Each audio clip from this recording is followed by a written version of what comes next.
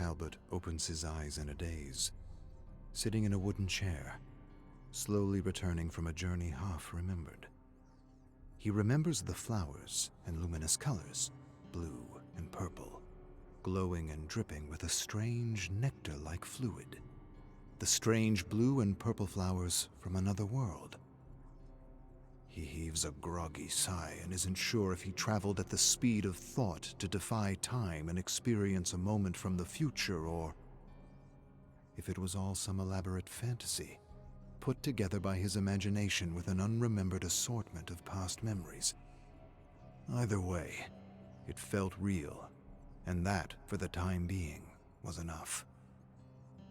Talbot glances at the poppy in his hand. Incredible how a single flower can take you on such a journey, through realms within, and possible realms without, through realms unknown. "You're back, Mr. Grimes." Talbot turns with a start to face Junius, an investor in the company. He despised everything about this man, how he presented himself in his black suit and waxed mustache, how he looked at him, how he had to justify everything he wanted to do with him and his brethren in terms of profit. "What are you doing here?" "We need your, how shall I say, expertise to help us collect samples in a remote location in northern Africa." "I'm afraid I'm on another assignment, but I'm sure you're able to send in the other chemists." "We have." "And?" "They disappeared, along with several other expeditions we've sent in." Talbot turned away, taking in a basement filled with black smoke and the drowsy scent of opium, urine, sweat, and vomit. The den was lined with 2 rows of straw mattress beds, accompanied by little tables with nut oil lamps to heat up the opium before placing it into a pipe as long as a rifle. Men groan and grin with their eyes shut. One man stares at Talbot and laughs slowly and heavily with a pipe to his lips. Every time he pulls at the burning opium pellet, there is a hellish frying sound. Junius clears his throat. "Understand, Mr. Grimes, there is no assignment more critical for the company than this one." And by critical, Talbot understands he means profitable.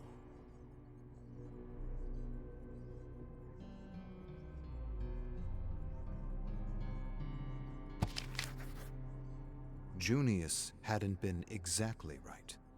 There had been a chemist who had returned from the expedition, an old friend and rival from school, Tomas. Tomas had returned from his journey into the bleed, as Junius called it, without uttering a single word about anything he had seen or experienced. In fact, he hadn't uttered a single word since his return. And as Junius explains how he hopes an old friend would stimulate Tomas, he marches along the grimy London road, leading Talbot to Tomas's home. Within minutes, they approach the entrance of a modest dwelling, and Junius knocks hard. A doctor opens the door and greets them both, explaining how Tomas has gone to pieces and that no one can get anything out of him. The doctor then leads them to a small, dank room where Talbot's old school friend sits at the edge of a bed, rocking nervously. A candle on a nearby table illuminates him in the darkness. With slow steps, Talbot approaches Tomas. Horrified by the haggard face and the empty eyes staring up at him, he proceeds to sit on a stool beside him. "My dead old friend. I only heard a few days ago you were back from quite an assignment, as I've been made to understand." Tomas doesn't answer, but his eyes brim with sudden tears. "It's okay. You can tell me what happened." Tomas tries to speak, but only mumbles incoherently. After a moment, a tear slips down his pale cheek, and he manages to point a trembling finger at a cabinet. Talbot stands, brushes past Junius, and grabs a leather satchel. He opens it and pulls out a journal and shows it to Tomas. Tomas nods and struggles to speak, but his eyes suddenly widen, and instead of words, he releases a hellish scream that grows louder and louder with every breath. Panicked, the doctor rushes in, quickly escorting them out of the room, as Talbot gives his friend one last trailing look and wonders what could have broken such a stoic and brilliant mind.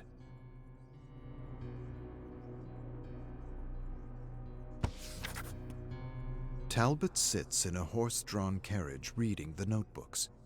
Nothing but gibberish and the disturbing thoughts of a chemist losing his mind. If he were to believe the notebooks, Tomas had lived an eternity in a world where people were constantly hunted like game by apparitions pulled out of dark folk tales. He had only disappeared a week, and yet there were hundreds of entries, perhaps thousands. It made little to no sense. Neither did Junius. He had misjudged the money man. He was a lot more compassionate than he had anticipated, and he seemed to express genuine sympathy for Tomas. Despite being obsessed with profit, he is really quite human. It dawns on Talbot that Junius might in fact be two people, and that the company does a strange thing to him, acting almost like a catalyst. He seems to be different when representing the company. It seems as though the company affords him something which allows him to be someone else entirely. Perhaps protection, perhaps anonymity, perhaps both. Talbot suspects the same may be said of him with his pursuits, but somehow he's sure that even with the protection and anonymity of the company, he manages to retain his compassion for others. And yet, he goes through his friend's notebooks less from a position of grief and more from a position of curiosity. He wonders if this objective disposition makes him less human, or perhaps more human. Any beast can react in anger or rage or grief. What sets us apart from animals is our intellect, our ability to stand above our emotions for the greater good. And yet, Talbot cannot help but entertain the thought that what sets humans apart from machines is our emotions. No, not emotions. Our empathy. Our ability to feel what others feel just by imagining what they might be going through, what they might be suffering. That is an ability above and beyond the simple mechanisms of the intellect. What an incredible power it is to be able to put ourselves in another person's shoes. It's why theater and poetry and stories can even exist. Without empathy, the human experience would have to be redefined as something else, something smaller, something closer to that of an insect. And yet, it's the empathy variable that seems to be the great obstacle to achieving true objectivity, to achieving truth. But what's the use of true objectivity if it means losing one's humanity?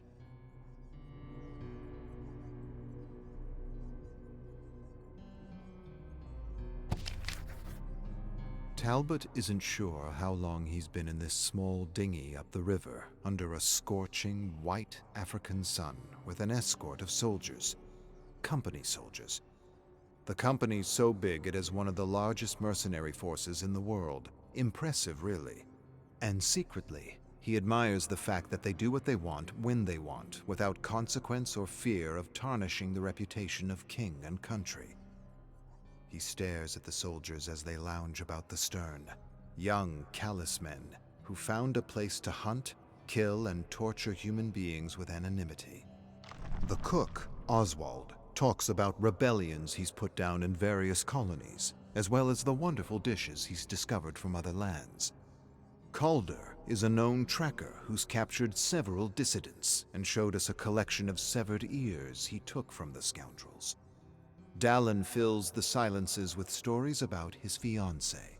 She's beautiful and fun and from a good family, and Talbot senses he speaks aloud more to convince himself about his affections for her than anyone else. He's torn between her and his love of soldiering, and somehow understands he can't have both. She'll ask him too many questions, make him think about things he'd rather not think about, and remind him of his better self. Talbot knows the feeling all too well. He was in love once too, Ina. But his love for her wasn't enough. at least not enough for him to turn his back on his experiments. She was jealous of his work, of his lab, all the time he spent there, all the energy and thought he gave his experiments. When Ina smashed the lab to pieces and set it ablaze, he immediately understood how much she loved him. And seeing his destroyed lab, he immediately felt the pain and misery he was causing her. And he didn't want to experience those feelings anymore, or the guilt.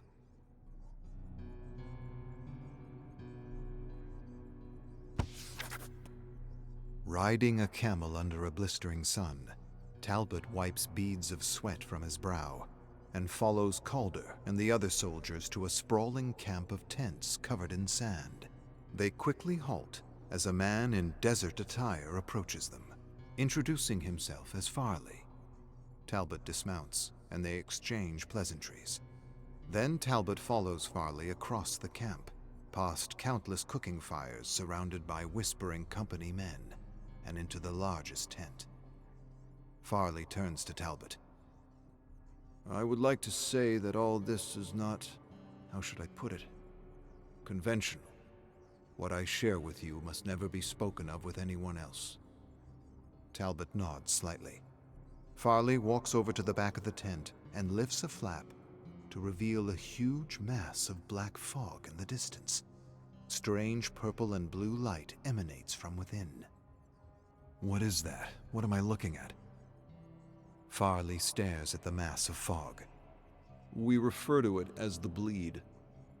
A theory put forward is that it could be another dimension, how should I say, spilling into our own. We have seen and noted these phenomena before, but never for this long, never enough to explore. We need you to enter, take notes, and collect samples of flora and fauna should you find any.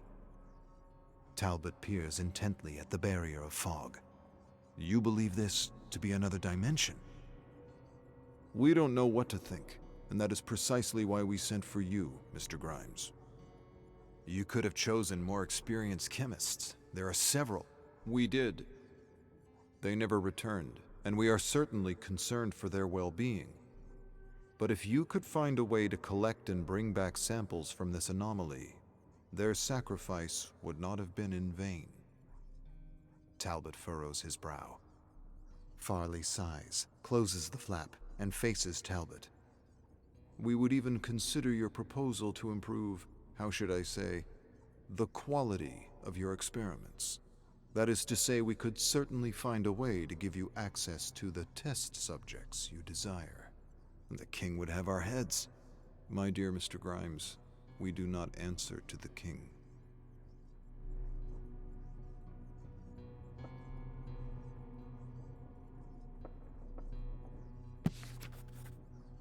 We do not answer to the king.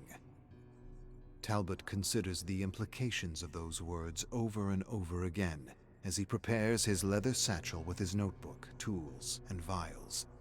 He then closes the satchel and wonders who in fact the company answers to if not the king. Junius had once told him the company was like a person and was given the same respect as a person, and yet the company didn't seem like a person. It seemed like something else, something different, something perhaps like a beast pretending to be a person. A dark thing unleashed into the world to destroy and plunder and return to its masters with a mouthful of death and a fistful of gold. A part of Talbot hated being a part of this dark thing for the longest time, but over the years he had found a way to rise above his guilt and admire the sheer power and brilliance of what it could do in the world and what it could achieve for its masters without reproach. When the beast became a problem, the masters could simply end its life abruptly, burying the beast in all the pain, death, and horror it had caused in a forgotten grave. But not the gold, not the plunder. They, the masters, could keep it all. Keep the gold and the plunder, and eventually use it to inject life into a new beast, or perhaps beasts. The company may not have been a person, but it was certainly a form of life, and gold was its life force. its blood. Talbot suddenly feels inspired. Gold is energy. No, not gold. Currency. Currency is energy. No, not energy. A variable to direct and control people, to manipulate the fold. Yes. There is something worth exploring in the thought. Something worth pursuing. Something that could help the company and its masters. He asks himself if there is a way to understand people in reduced terms, in terms of energy and equations. Talbot quickly pulls out his notebook and jots down a concept: fold energy. He scribbles down an equation, crosses it out, then rewrites another version. He examines the equation, then releases a sigh and crosses it out again. He wonders for a long moment if people could actually be reduced to a chemical equation that could somehow determine output and potential. It was a strange idea, perhaps even an awful idea, and yet this idea had legs like a beast. It was certainly plausible to treat people as a kind of energy that could be contained and controlled, except for one variable, the human variable: empathy. The strength of currency as a variable to control, manipulate, and predict energy flow would be directly proportional to the value people placed on the currency in their lives. But there had to be ways to remove or reduce the human variable, to somehow turn currency into a collective god, or in the very least, a demigod, something the Fold feared, prayed to, and constantly meditated on. One single god to control them all, one single variable to stimulate, shock, and direct Fold energy. Talbot stares at his notebook and laughs to himself. The idea is ludicrous. There are no legs. There's no present or future world where he or anyone else could experiment on eliminating the human variable. Such a thing not even the company could get away with. But if it could, it would be far more powerful and effective at controlling the Fold than any king or empire. Talbot scratches out his equations, realizing they are nothing more than highly imaginative scribbles masquerading as science. Even if the company were granted the ability to experiment on the Fold without limits, he could not imagine how this intangible human variable could be reduced, let alone removed from the equation. All the cultures and communities and diverging beliefs and values would never allow such a god or demigod to exist. Shaking his head at the absurdity of his theory, Talbot closes his notebook, places it in his satchel, and prepares for the journey to come.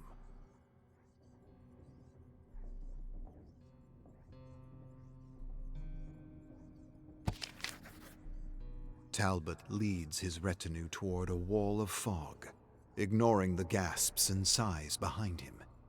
He stops in his tracks just before entering. Oswald announces that he thinks they should all turn back, and that if they do, he'll make them a wonderful dish he learned in India. Calder says the money they are paying him makes turning back impossible. Dallin agrees with Calder. Talbot takes note of the comment, then extends a finger and pokes the almost liquid fog. And the fog extends a tendril and pokes him back. In disbelief, Talbot pokes the fog again to see if he'll stimulate a similar response. But the fog doesn't poke back. The first time was possibly just a reaction to their collective body heat. The thought of conscious mist or fog almost seems absurd. He stares at the fog for a long moment, then hears Ina's voice calling out his name from within the bleed. He sighs, ignores the voice, and for a moment regrets the swig of laudanum he took to calm his heart and focus his thoughts. Then, as the men continue to gasp and whisper concerns about the fog, Talbot closes his eyes and takes one small step into the unknown.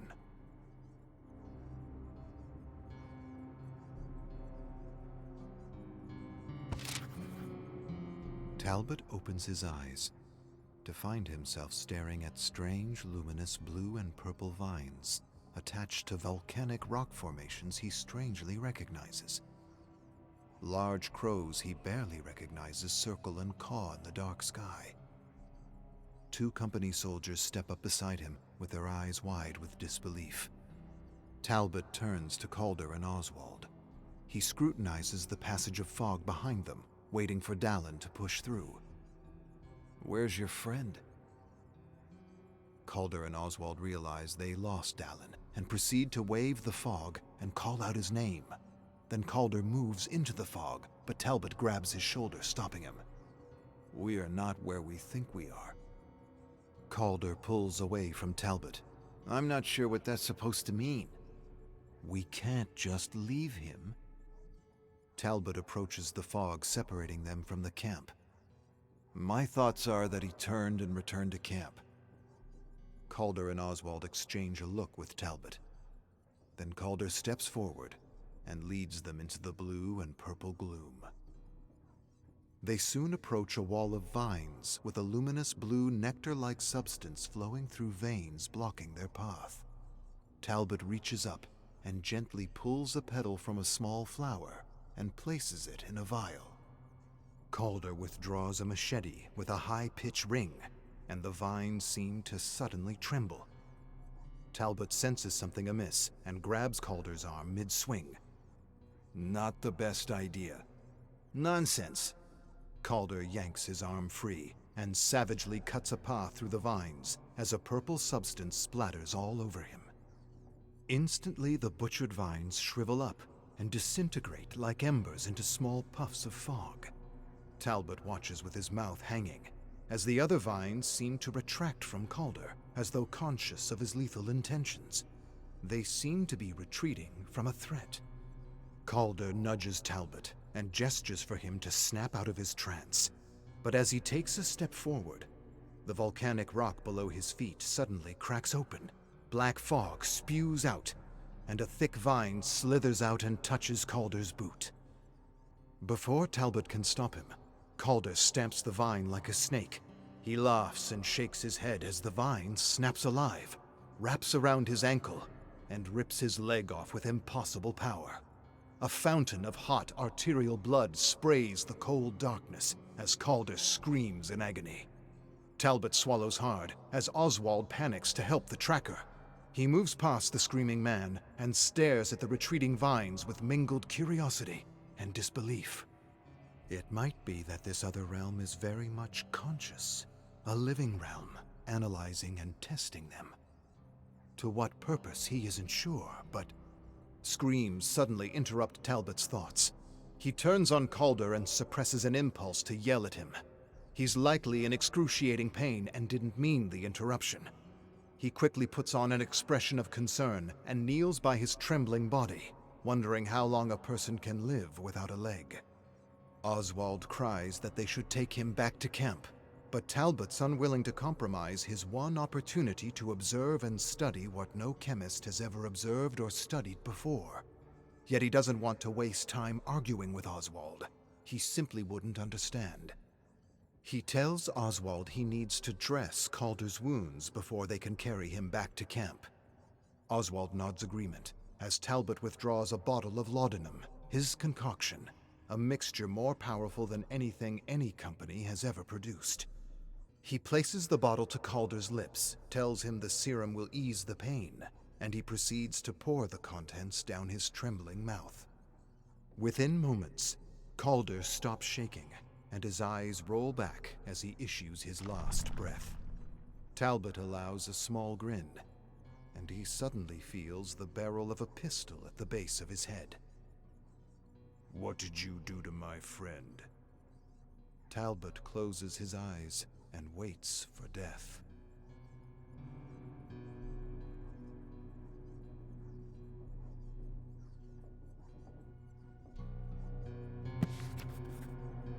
Oswald shouts at Talbot, calling him a bloody murderer. As his finger curls around the trigger, a massive cloud of fog rushes up to him and grabs him like a fist and pulls him, kicking and screaming, into the darkness. Talbot stands on shaking legs, staring at the scene incredulously. It was as though this realm was protecting him. It was as though it was keeping him alive for some unknown reason. He felt a sudden pang of guilt for Calder and Oswald, and then it was gone, and he began to follow the spiraling path of jagged rock illuminated by luminous vines and flowers.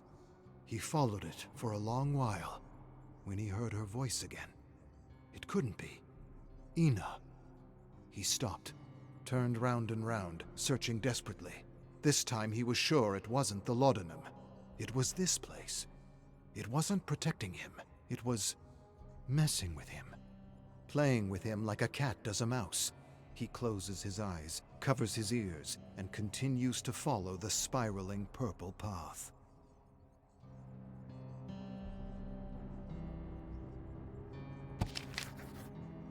Luminous blue droplets drip from a canopy of blooming flowers. A petal falls, and he tracks its movement and catches it in midair. He examines the round shape, smooth texture, and places it in a vial. Then he grabs another vial and begins to catch droplets of this otherworldly fluid, wondering if, like the poppy, it could open doorways within the mind. A strangled gasp suddenly breaks the almost palpable silence. He searches the small twisted trees and shrubs, and soon finds Oswald with his back against a boulder, sucking in quick, shallow breaths, covering a wound in his stomach with his hand. He looks up at Talbot. "Quick, please. It's coming back for me." Talbot is torn between helping him and moving on. What's coming for you? What did this to you?"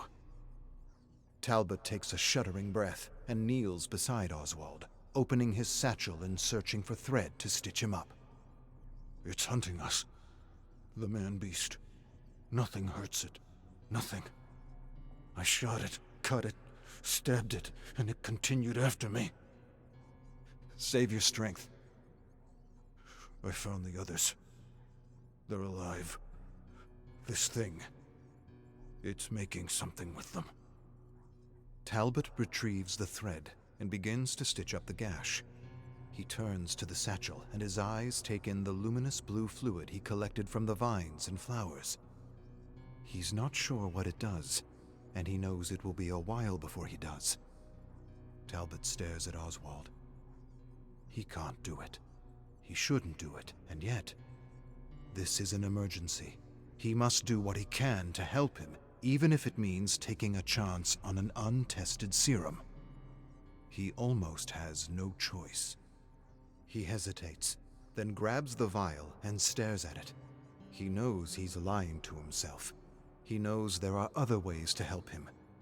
But he also knows the company hasn't officially accepted his proposal for human experimentation. Human experimentation could take a long time, a real long time, and he doesn't have a long time. It might be years before he gets another chance like this.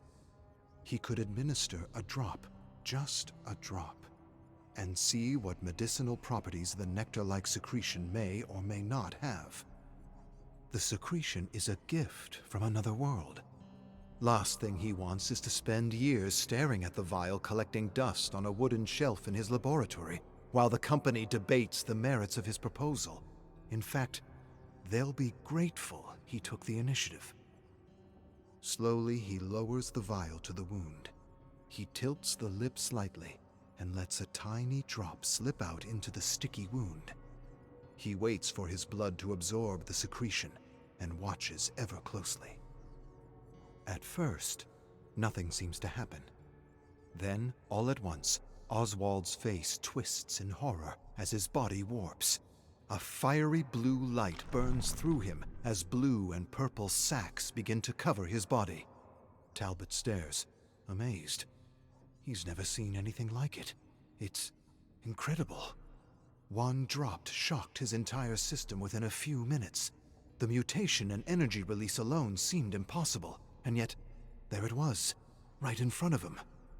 Oswald screams as one boil after another erupts with purple pus. Amazement turns to fear as Talbot stares at the ghastly sight and realizes what he's done to the cook. His mind searches desperately for ways to help the poor man, but there's nothing he can do. Over the screams, he hears Ina's disembodied voice echoing behind him. Talbot, dear, what have you done? What have you done? Talbot scrambles back on his heels, then turns and charges through the madness of this impossible world with a maelstrom of conflicting emotions rushing through him. What have I done? What have I done? Talbot shambles through thick vines and clambers over rocks and corpses blooming with luminous flowers. He tumbles to the ground and tells himself it was for the greater good, that the cook was probably going to die anyway, that he's doing something important, that he's searching for chemicals and compounds potent enough to transport people to other worlds at the speed of thought. The speed of thought is the only way to travel between worlds, and the doors to these unseen and unknown worlds are within, and any effort in trying to find those keys far outweigh the life of a cook. Desperately, he clambers to his feet and finds himself surrounded by a living mass of black fog. He stares at it intently, and his panicking mind calms with amazement as he finds himself staring at tiny cells that undulate together like some sort of vaporous membrane. Then, the fog slowly dissipates to reveal a tree covered in thick black leaves. Talbot stares at the tree and begins to notice the trunk writhing and realizes it's made of people. He realizes in amazement that he has found the missing employees. He begins a slow march toward this tree of death with his eyes wide and his jaw hanging. It's beautiful and horrific at the same time. It's sublime. It's the only word that comes to mind. As Talbot approaches the gnarled tree, the black leaves suddenly take flight, revealing themselves to be massive crows. He gazes skyward and watches the crows disappear into the darkness. Then he hears the crunch of stone and quickly lowers his gaze to find himself face to face with the man-beast. The creature stares at Talbot with a gaping mouth and glowing blue eyes, as though recognizing him. It hesitates and seems conflicted as it peers into his disbelieving eyes. Suddenly, the creature shrieks something horrible, and vines burst out of its hands and wrap around his chest, squeezing the breath out of him until he slowly drifts into nothingness. With a gasp, Talbot opens his eyes, alone in the desert, under a blistering sun with no sense of the passage of time. He remembers pulling himself off the tree. He remembers someone crying out to him for help. He remembers taking samples as everything evaporated before his eyes.